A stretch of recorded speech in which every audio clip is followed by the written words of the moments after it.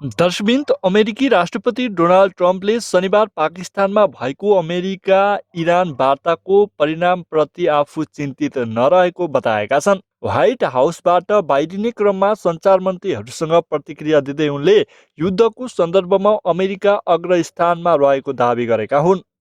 उनले इरानलाई कुनै पनि हालतमा पराजित गर्ने दावी गर्दै इरानको नैसर्गिक क्षमता निकै कमजोर भइसकेको बताए। ट्रम्पका अनुसार इरानसँग रहेका 158 जहाज र 28वटा माइन बिछ्याउने जहाजहरू डुबिसकेका छन्। पानीमा केही माइनहरू बाँकी हुन सक्ने उल्लेख गर्दै उनले अमेरिकाको माइन स्विपरहरू त्यस क्षेत्रमा परिचालन गरिएको बताए। यसअघि शनिबार पाकिस्तानको इस्लामाबादमा भएको अमेरिका इरान वार्ता कुनै सहमतिमा पुग्न नसकेको अमेरिकी उपराष्ट्रपति जेडी भन्सले जानकारी दिएका थिए। त्यस्तै इस्लामाबाद वार्ता असफल भएपछि अमेरिकाले इरानमाथि नाकाबन्दी सुरु गर्ने भएको छ। सोमबारदेखि नै लागू हुने गरी अमेरिकाले इरानी बन्दरगाहमा प्रवेश गर्ने र बाहिरिने सबै समुद्री जहाजहरूमा नाकाबन्दी लगाउने घोषणा गरेको हो। अमेरिकी सेनाको केन्द्रीय कमान सेन्टकमले आइतबार वक्तव्य जारी गर्दै अमेरिकी समयअनुसार सोमबार बिहानदेखि लागू हुने गरी इरानी बन्दरगाहमा जाने र त्यहाँबाट फर्किने सबै देशका जहाजमा नाकाबन्दी लगाउने घोषणा गरेको हो।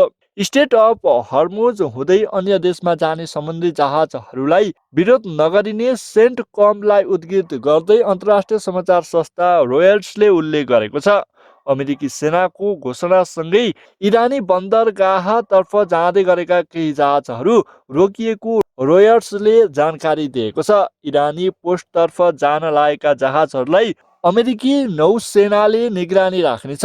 यसबारे विस्तृत विवरण सार्वजनिक गर्ने पनि सेन्टकमले बताएको छ। इरानले स्टेट अफ हर्मुजमा आफ्नो नियन्त्रण हुने र त्यहाँबाट आवत जावत गर्ने जहाजहरूबाट शुल्क टोल उठाउने प्रस्ताव राखेको थियो। यसबारे इस्लामाबाद वार्तामा समझदारी नभएपछि अमेरिकाले इरानलाई अप्रत्यक्ष रूपमा नाकाबन्दी लगाउन खोजेको हो। यसले युद्धविराम नै सङ्कटमा परेको रोयटर्सले जनाएको छ। यसअघि अमेरिकी राष्ट्रपति डोनाल्ड ट्रम्पले इरानलाई शुल्क तिर्ने जुनसुकै देशका जहाज भए पनि रोक्ने चेतावनी दिएका थिए। अवैध शुल्क तिर्ने कुनै पनि जहाज सुरक्षित रूपमा यात्रा गर्न पाउने छैनन् उनले भनेका छन्। ट्रम्पले अमेरिकी नौसेनाले हर्मुजमा इरानले बनाएको बारुदी सुरुङ हटाउने अभियान सुरु गर्ने पनि बताएको छ। विश्वका 20% भन्दा बढी तेल र ग्यास पठौरी हर्मुजबाटै हुने भएकाले यसको सुरक्षा संवेदनशील मानिन्छ। अमेरिकाको घोषणापछि इरानले इस्लामी रिभोल्युसनरी गार्ड कोर्स आइआरजिसीले हर्मुज क्षेत्रमा आउने कुनै पनि अमेरिकी सैन्य जहाज आए त्यसलाई युद्धविरामको उल्लङ्घन मानिने चेतावनी दिएको छ।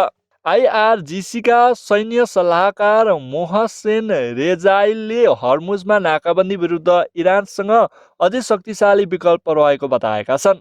हामीसँग अझै शक्तिशाली विकल्प छन्, सामाजिक सञ्जाल वा कागजी धम्कीले हामी झुक्दैनौँ उनले भनेका छन्। आइआरजिसीले स्टेट अफ हर्मुज अझै इरानको पूर्ण नियन्त्रणमा रहेको र गैर सैनिक जहाजमाथि आवागमनमा कुनै बाधा नपुर्याएको बताएको छ।